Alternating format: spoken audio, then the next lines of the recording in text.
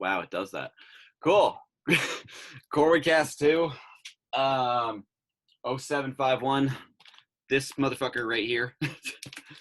This one. Yeah, follow your footsteps.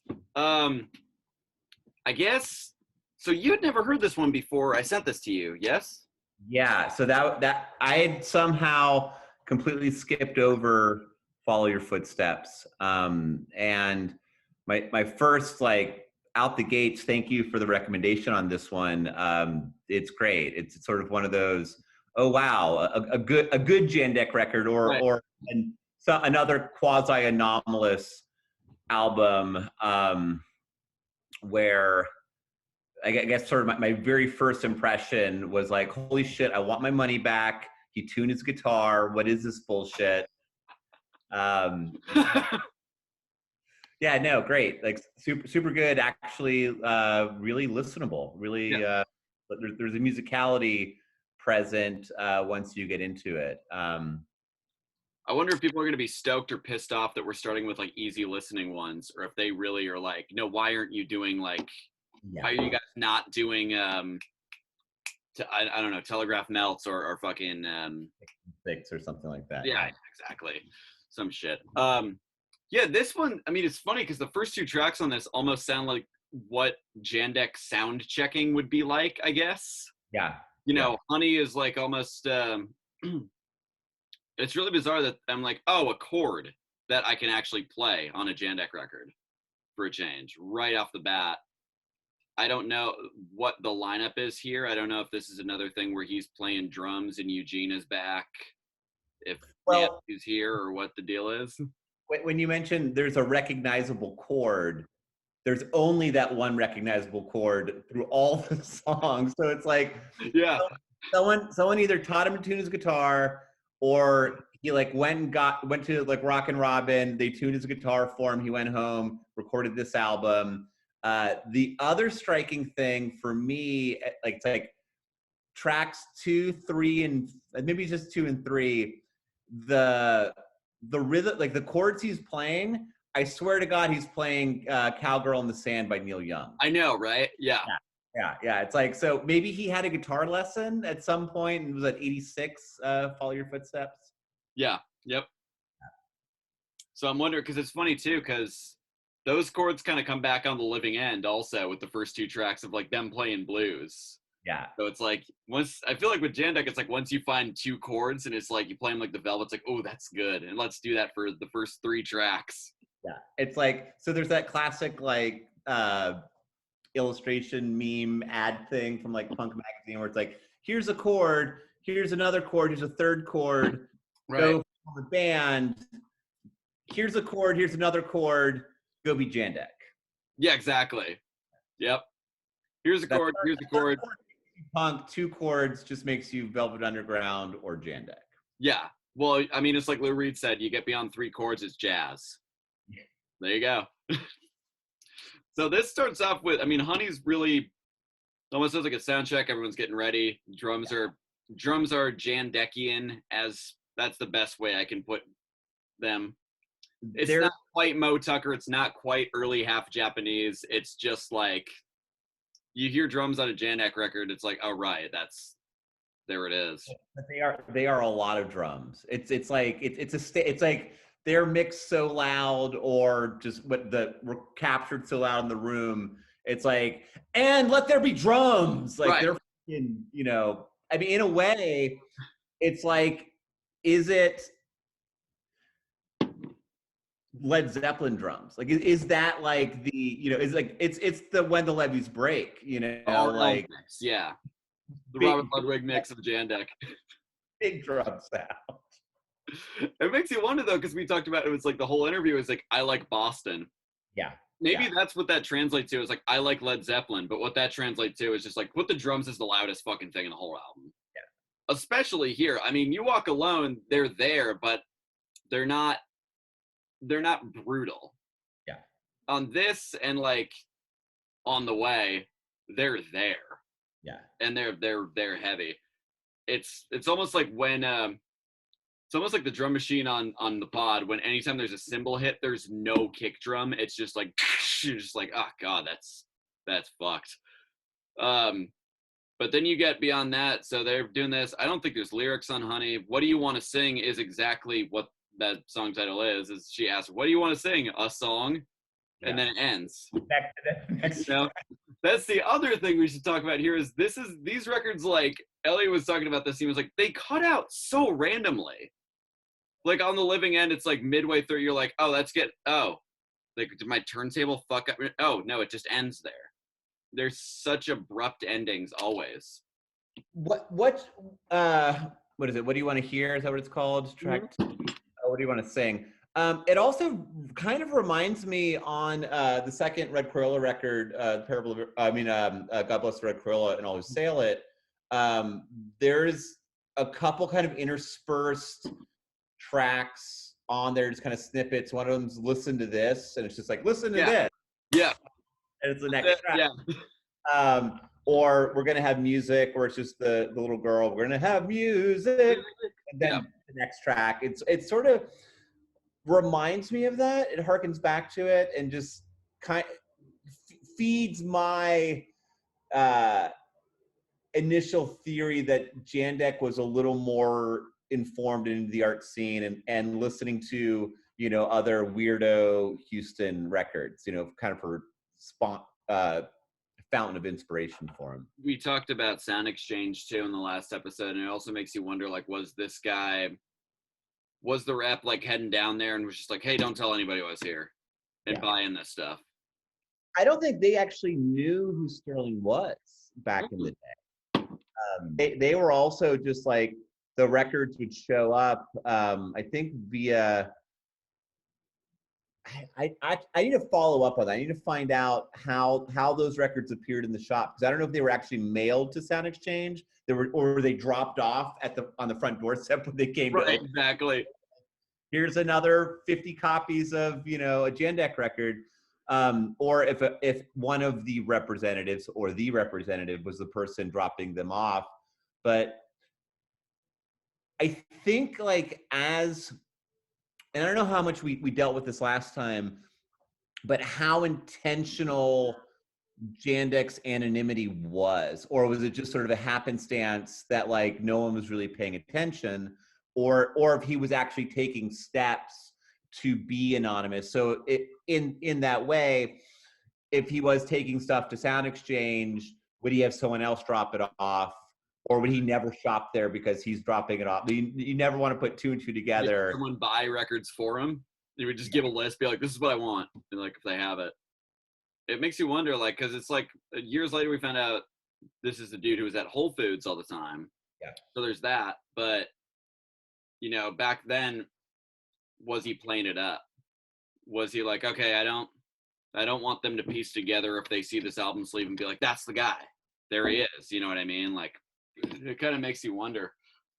Also, this is like, I always wonder like when these pictures are taken, because for him to be the age that he was, like, this looks like a young man, playing a guitar. 22 going on 23, to quote the Butthole Surfers. Yeah. Thank you very much. Yeah, it makes you wonder, because like 6 and 6. That's actually like, we didn't really bring that in last time, but like, the Butthole Surfers are like doing like the entire trajectory of this Jandek stuff is running concurrently with the career of the Butthole Surfers. That's true, yeah. Because when is this record? 86? So Locust is a year after this, right? Locust is 87? Yeah, 86 is Rembrandt and Pussy Horse. So it's okay. Same year. And also concurrently, because that's going on in Dallas and Austin, kind of back and forth. And then, concurrently in Austin, also Daniel Johnston's doing home recordings almost with the exact timeline of Jandek. So it's true.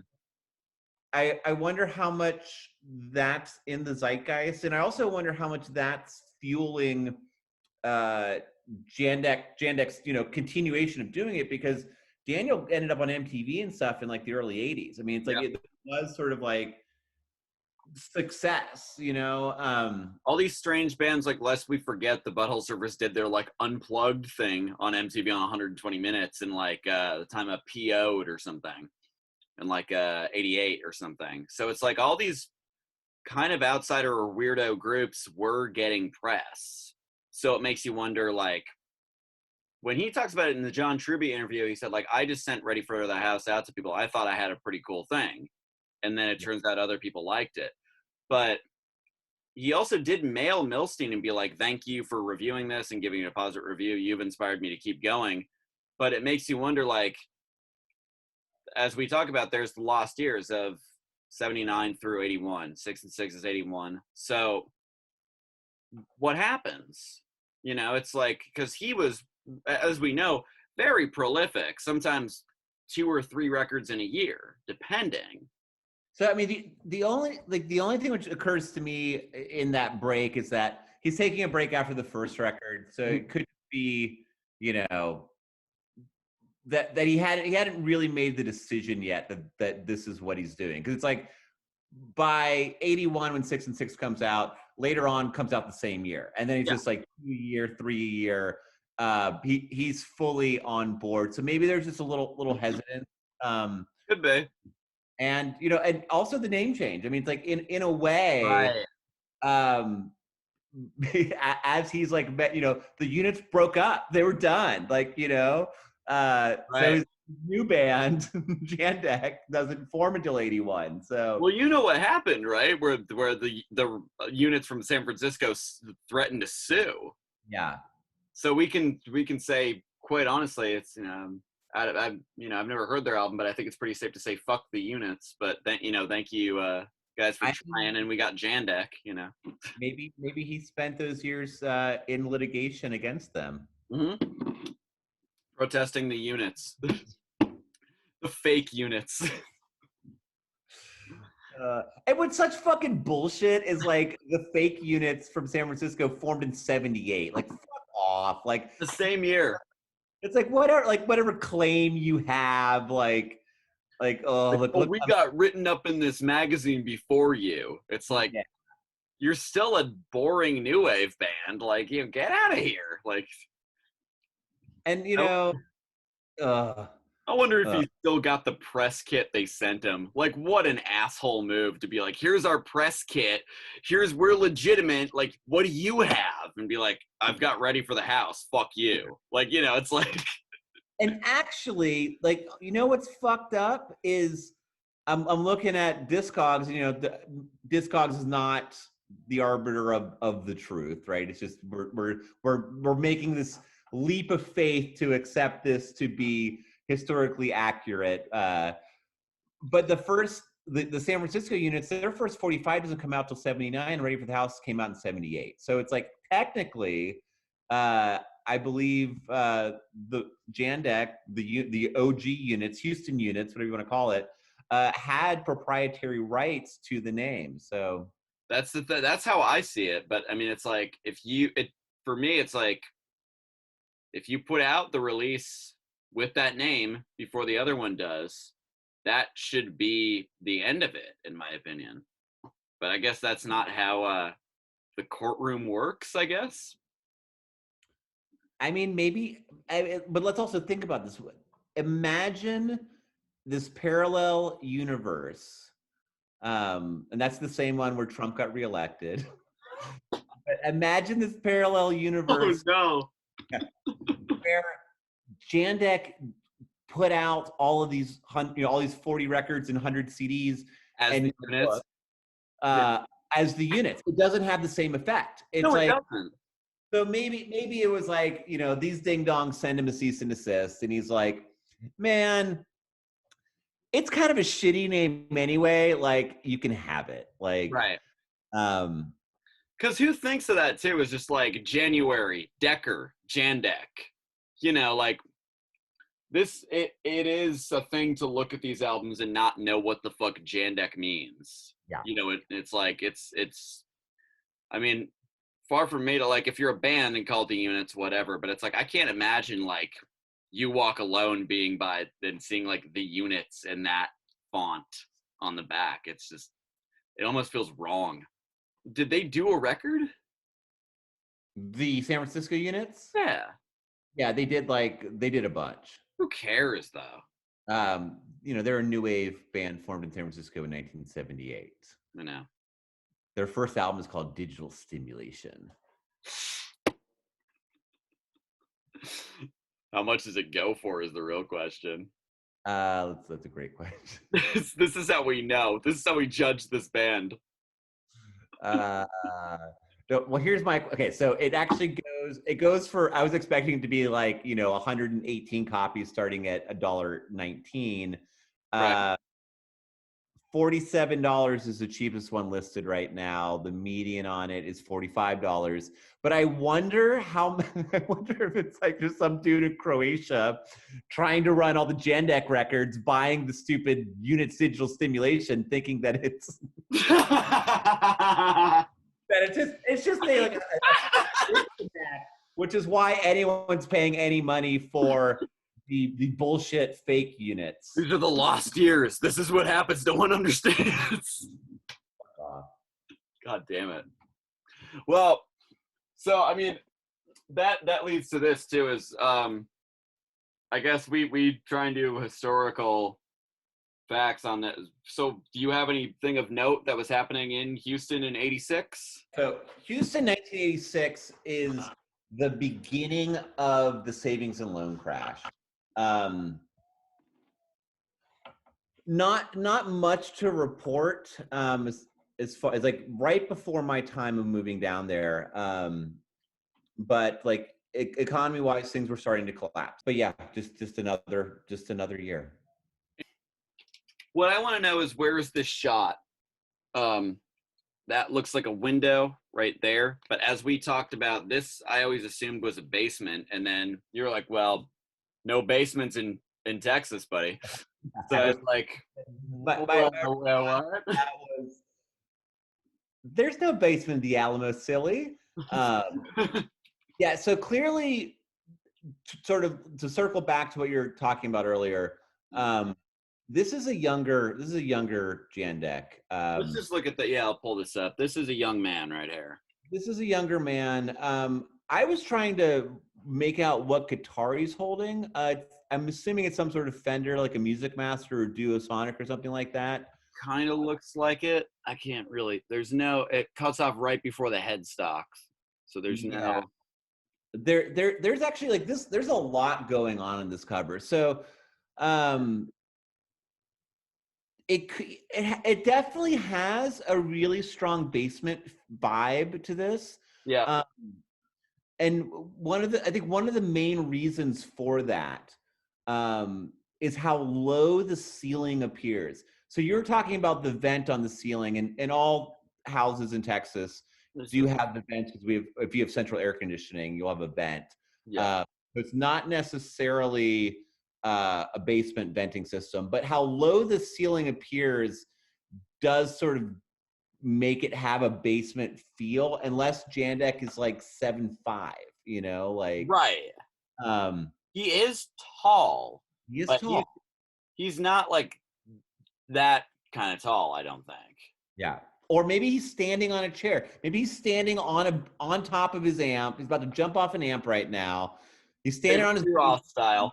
Yeah, it's like there is something with the cropping of this photo. It's like we don't have the full picture, and there is a really like just like it's always the case. So let's back up. Let's back up a second here on this cover. Yep. Some cold case detective work. There is this lamp fixture. This fucking thing right here. What is going on with this? And there's no light bulb in it, and it kind of looks like there's a noose. I know, right? At head level. Is he there? I mean, is he standing on an amp like I'm about to do it? Like, it's sort of menacing. There is this menacing off frame thing going on. Well, this dates back to when I told you that I once wrote drunkenly a not quite a haiku, but a short poem about Jandek drunkenly on Knob Creek in Vermont.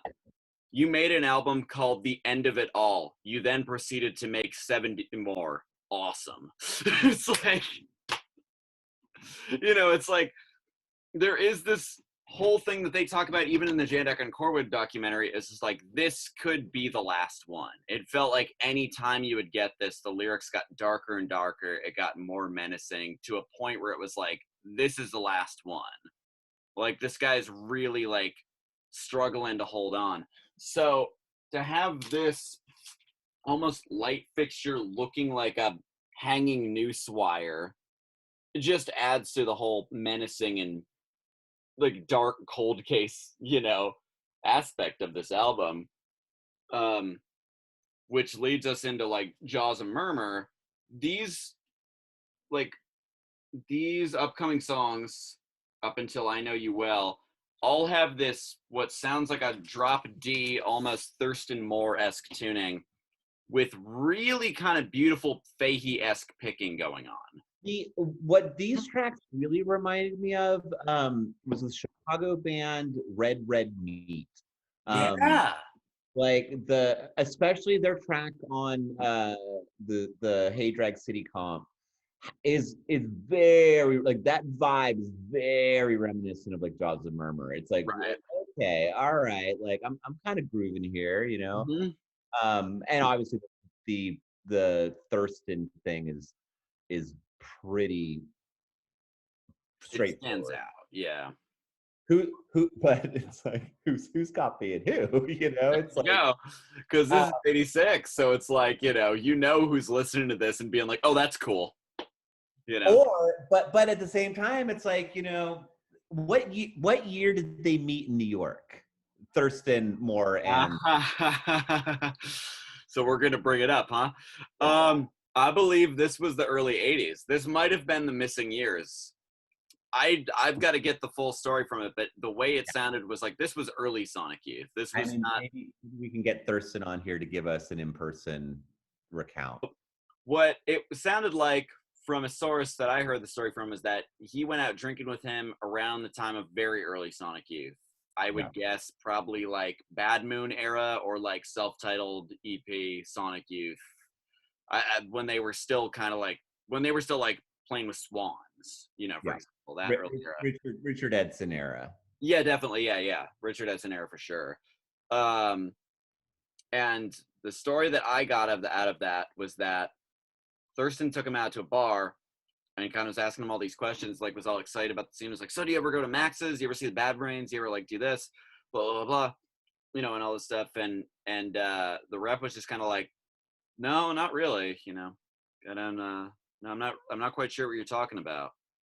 You know. But if they crossed paths, like at that early stage, would Jandek have purchased Sonic Youth Records? Like, I met this guy in person. He was super cool. It's like, I buy like my friends' records, you know, like dudes like I now with like, yeah, he was a cool guy. Like I bought his record. Like, so at that point, At that point, Thurston being a fan too, it makes you wonder if he just brought the self-titled EP to the bar and was like, here, I want you to have this. This is my band. Totally. Yeah. So it's like, it's kind of interesting. It's like, you know, who's doing who, you know, sonically. Maybe they're both doing each other at the same time, back and forth forever. We're not gonna lie too, is just look at this guy. It's like, and I don't mean to be that conspiracy dude, but you ever seen a picture of young Thurston Moore? It ain't that far off, kids.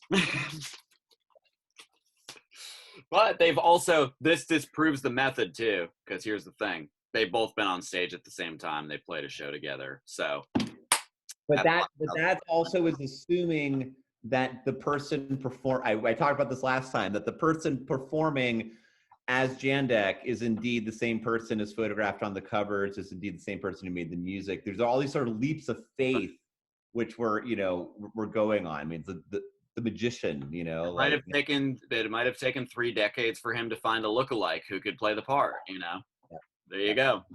I mean, yeah, it's really strange because so fast forward, I guess 3 decades later or whatever, whenever he played with Watt for the first time, Watt was like on a podcast talking about Jandek, and he's like, oh, and he was a huge Bad Brains fan, and and I knew all this punk stuff that I knew and stuff, and was like, Mike, you got this, don't worry, like you just play just play freely. So Thurston asking him, like, did you go see the Bad Brains at all? And be like, no, I don't know who they are, is like total bullshit. Or he was like, who are all these bands? And then immediately went back to his house and was just like, okay, who are the Bad Brains? Who are this? So you don't really know. Yeah. Like, either he's totally fucking with Thurston back in the day and like in character as like, you know, the Jandek character, which is like how anonymous was this dude back then, or he was like, oh cool, thanks for all these recommendations, I'm gonna go check out all these bands now. Or Watt was fucking with Thurston also. Or Watt was totally fucking with Thurston. I want to circle back to this cover thing. Was this the one your friend was telling me his eyes? No, that's Lost Cause. Okay. Let's just here, let me get Lost Cause for you, because that sums it up really. So I had a Jandek wall I got, you know, last summer when I was really into this. I was like, oh, I have enough to fill up, you know, an IKEA calyx, you know, put them in the front of the thing with the covers facing out. And I stopped doing that because I woke up one night and this was staring right at me. Yeah. And I was kind of like, yeah, maybe that's a little much. I don't know. He looks charming here, but also like those pupils, I can't tell if it's a camera thing or if this was Acid Party. Well, the pupils are the same on Follow Your Footsteps. Yeah. And I don't know if it's a camera thing or it's like, is Jandek an interdimensional being? Yeah. I mean, this dude looks like this is an Interstellar-esque looking person. Made an album called Interstellar Conversation. Interstellar discussion indeed. Maybe Jandek just was like the first visitor, and that's why this music was so like, you know, out of this world and like incomprehensible because it's an alien language. You know, these guitar tunings might make sense to you know, people of different beings. So in 2021 too, I don't know how many people have ordered, but another thing is there's a book coming out. There's no explanation of what it is, what it's about, if it's fiction, if it's nonfiction, if it's poems, if it's lyrics. But there's a book for $10 on the Corwood site called The Light That It Did Not Illumine. I guess that's how you pronounce it. So order hard, kids, because you might get more than what you paid for, knowing your representative. Free shipping on it also, right, at that $10 price point? Free shipping on all of these things. International shipping, $6, no matter what. So why would you not? Now, that being said, I mean, what is the unit price then? What is all roads lead to Corwood. What is the unit price on? I mean, he's just basically taking it at a loss then, like, or breaking even for manufacturing, unless he's pressing like 5,000 or, yeah, that's crazy. This is a dude who wants this stuff in your hands. That's amazing. I love it. That's what's cool about it. It's like, it's almost like if you're willing to go down the rabbit hole, like, I'll do you this solid. I'll make this very affordable to you. So you're like, $10 for a CD, and then you're like, oh, but free shipping. Yeah, okay, you know. Wasn't that also kind of the story on back in the day when people would order records that he would just send them a box? Like you order one copy and he sends you like 50 copies. In certain instances, it would be like box of, I forget what it was. It was like box of 25, $50, you know. But sometimes you would order like 2, and then this huge box would show up at your door depending who you were. And there's no way to track it. Like, it wasn't like if you were a writer, you got this certain amount of them. It could be like some random person you would just get like a box of 50 fucking records by him. So it's, I would say order hard, kids, because that still happens to this day, according to, you know, certain reports. Well, I definitely need to get the book. We talked on the phone last night a little bit about the book, because I totally missed that memo. My mind was a bit blown. Woke up today, 3 different people had it posted in their Instagram stories. I was just like, oh, all right. And what I didn't realize, it's a hardback. That's what I was telling you on the phone. It's like, look at that. It's like this. for anyone who doesn't know who's in this, all the labels are always this, like blue. So this book is a blue hardback with silver embossed printing on the front that says Jandek, and it says the title of the book on the front. So already you're like, wow, that's only $10. Like, so you're almost like, are you losing money on this? Like, it's, I was expecting to pay like $20 out at least. So yeah, and then shipping, yeah. So it's almost like we have no idea the contents within. There's no description. It's like always. It's just like, here's the cover. It's out. It's on the site. Now go buy it. Yeah. You know, so, there's no flip through. There's no inside pictures. No, you know, biography. Who the fuck? Victory Chimp Part 2. We have no idea. I'm hoping for a Victory Chimp situation. I think that's probably the case.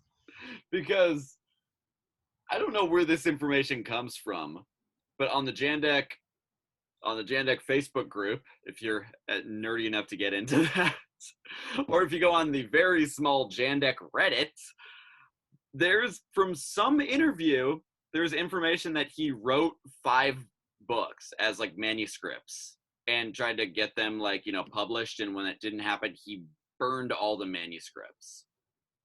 I don't know about that. Maybe it's true, but you know, I can't really see him like destroying his own art by any means. I also wonder if this is the beginning of something, that like this is a format pivot, that now we're going to see 40 books in a row and no more CDs. Because we talked on the phone last night, we saw it's not like book. There's a books category now on CorwoodIndustries.com. So it's like, I mean, he's 75 now. So it's like, is it just like, here we've hit 100 releases on Corwood as of last year, I think, late last year. Now we're done. You know, we've put out all the CDs we're going to put out of the live stuff or otherwise. It's just books from here on out. Which until you start sending hard drives and like other like just other like every format possible. Like it's like when the Flaming Lips did like the gummy skull and you had to eat it to get the fucking 4-song EP. It's just like like what formats, you know, it's like, because you know it's like he could be like, here's this like floppy disk, ha ha ha, and everyone would be like, yeah, buy it.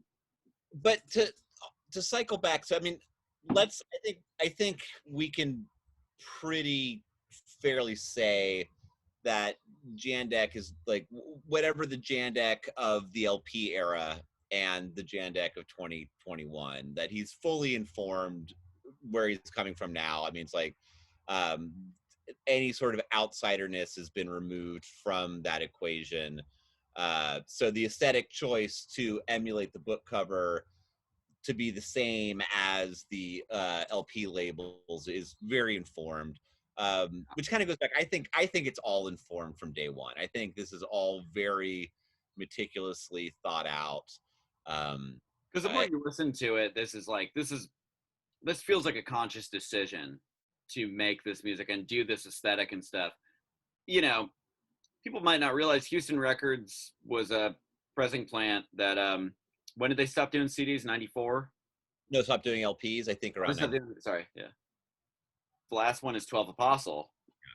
And it's very strange because the first couple, after that, we were talking last night, they're almost like LP length. You know, those first few, like I Woke Up.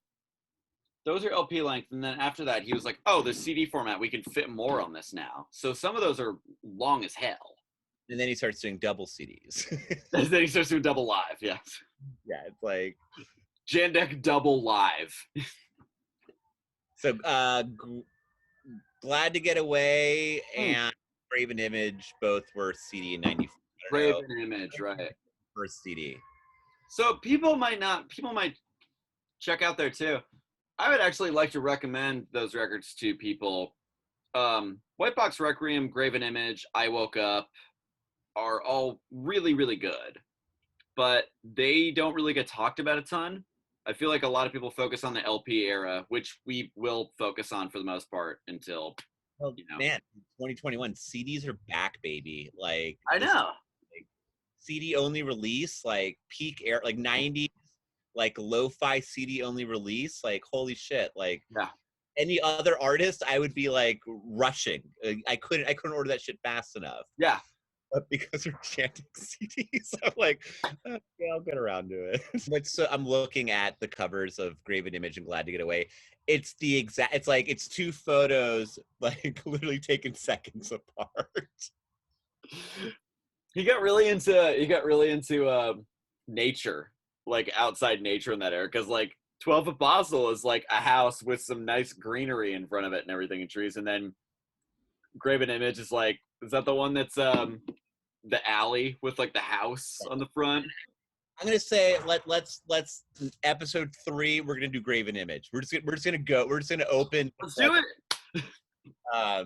We'll just jump straight to CD. Yeah. I mean, like, I unfortunately did not hang on to or buy all the Jandek LPs when they were $40 a piece. Now they're stupidly expensive online, which is really a bummer. So I'm just kind of at this point as I explore again.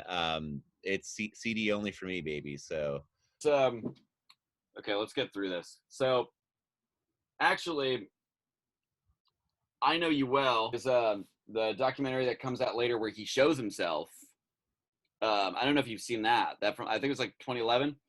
Yep. Really, really good. You can find it on Vimeo. It's like $5. Totally great.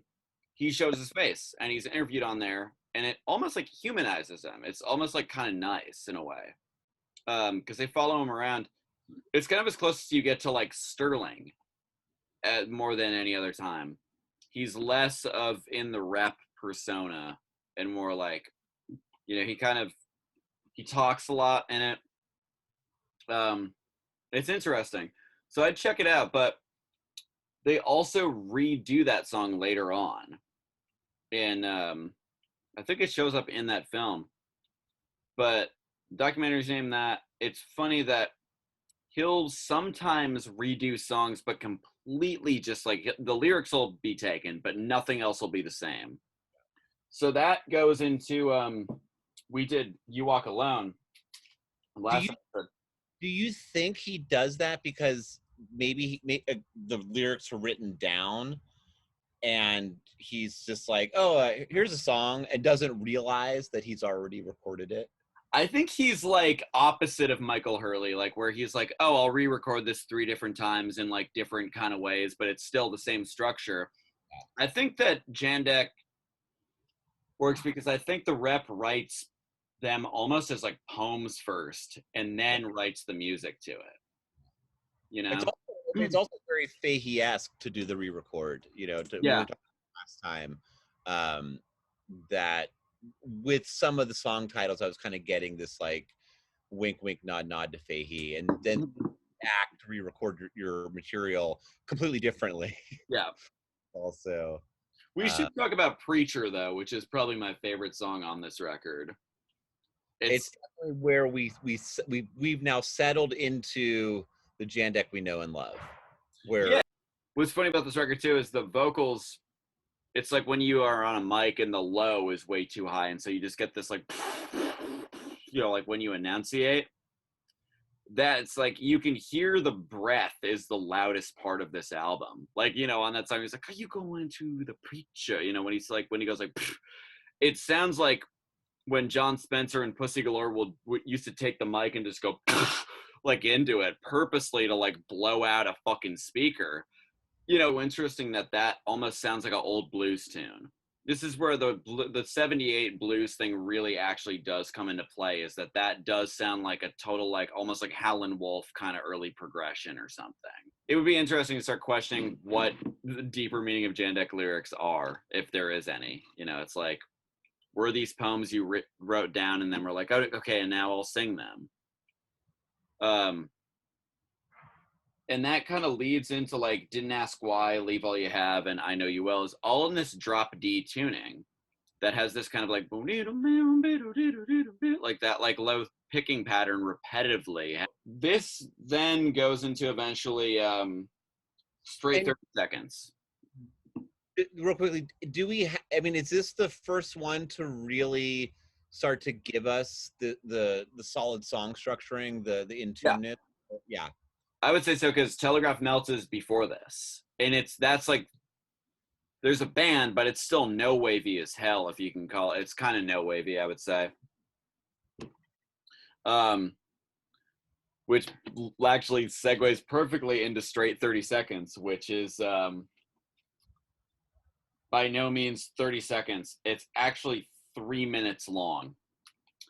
And it's bashing and clashing, and like the cymbals are back, and after, it's this false sense of security where it's like, no, we're peaceful, you can fall asleep, it's nice, we're like coming to you, and then suddenly it's just like, ah, it's like, you know, like beating the shit out of stuff. You know, so it's like, the more that you're like, I think this was informed from the start, is like, that kind of proves it right there. So straight 30 seconds, Bring on Fatima, and For Today. So For Today is the lyrics to The Cat That Walked from Shelbyville. That's how we can circle around to that. And it's very different. The delivery of this is like completely different than The Cat That Walks from Shelbyville. Is almost like when you're waking up and you're making your eggs, and the sun's kind of, it's when you wake up late and you're making your eggs and you're kind of having a Harry Nilsson kind of day. Yeah. You know, and you're smoking pot while you're making the eggs. That's kind of like what The Cat from Shelbyville is like. And so because Follow Your Footsteps, this album is from '86. The one we did last time, You Walk Alone, which has The Cat from Shelbyville, is 1988. Mm-hmm. So this is actually For Today is the first time those lyrics are used, or are they used prior to this?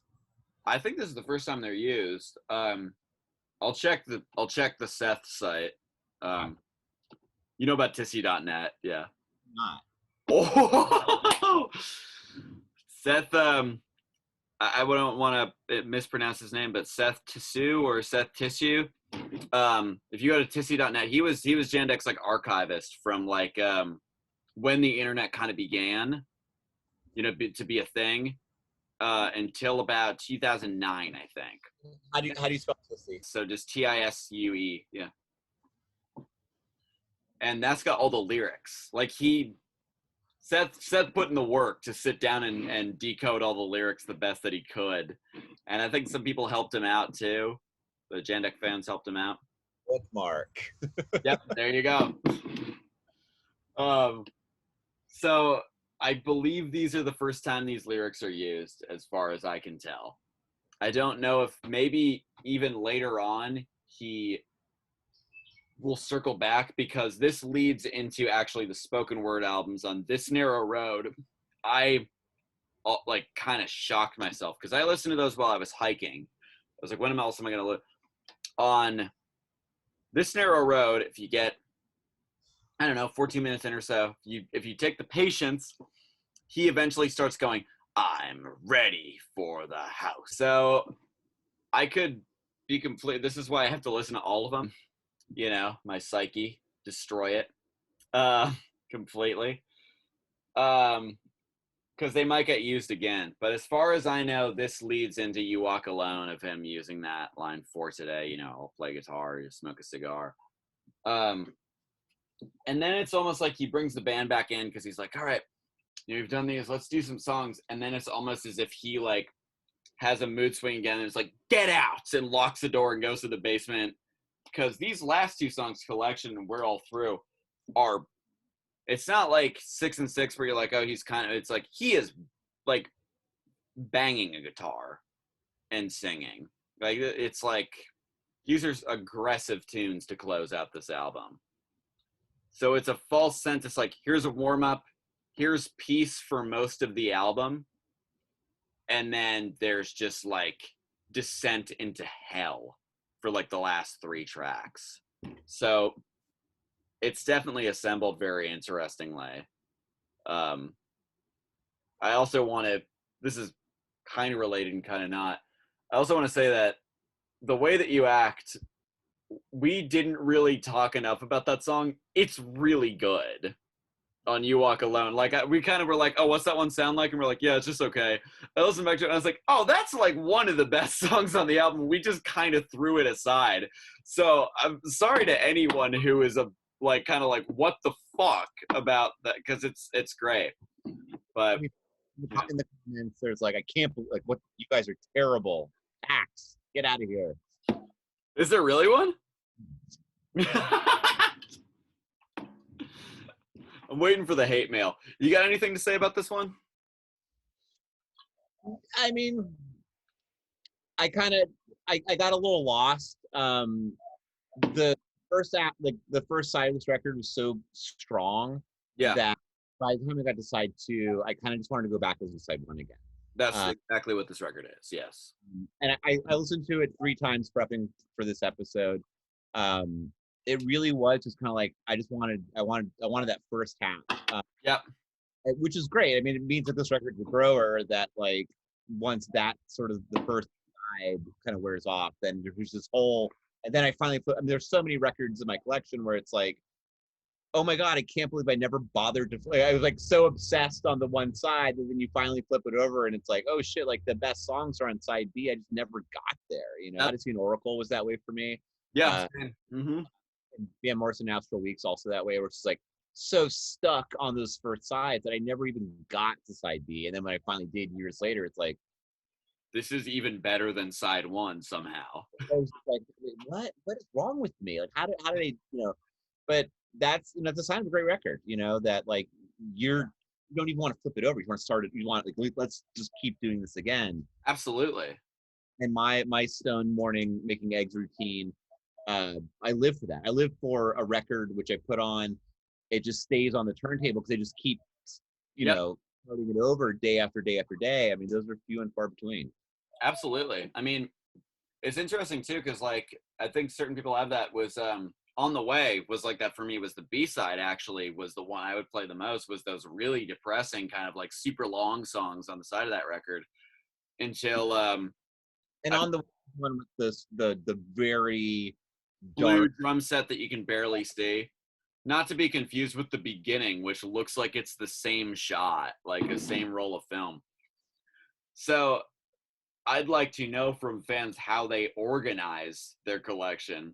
Actually, I do it by number, but I always wonder if some people do it by like which ones are black and white, which one are like colored reels of film, you know, like you know, do you file Ready for the House Next to 12th Apostle and Somebody in the Snow? You know, it's like. I wonder. That's a great question. I wonder if there is a rhyme or reason for some of them being color. Interspersed in there. I always wonder because it's like that cover of Somebody's in the Snow looks really kind of like. It looks like it's taken in cold weather, not just because he has the jacket, but also like he's kind of ducking and stuff. It's like one of my favorite because he almost looks like he's like ready, you know, to go run it, like he's stretching or something. But he's got the hair gel in, and like I remember Lisa Suckdog reviewing this, and it's like her and Bill Callahan from Smug didn't have a turntable at the time, but she reviewed it for Roller Derby and said like, man. This album covers like this that actually make me wish we had a turntable, Bill.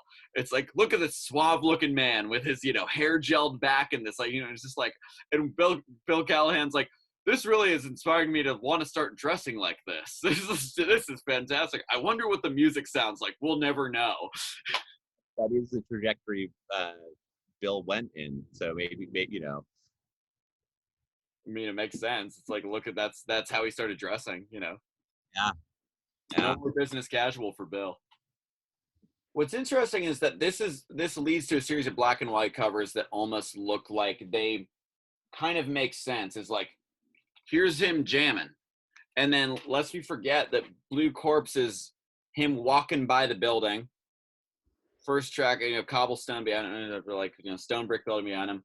Next thing is him looking into the garden. But that circles back around, so it's not in any particular order because he's looking into the garden from the cover of Telegraph Melts.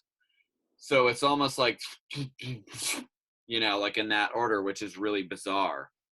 I remember showing that trick to my drummer and being like, hey, look, you can make him do his daily routine. It's like, I think I brought this up last time, and I don't know where I got this from. This might be from the Corwood documentary, but this idea that were all these photos, I'm still stuck on this idea that the who made these records is not necessarily the person on the cover. Right.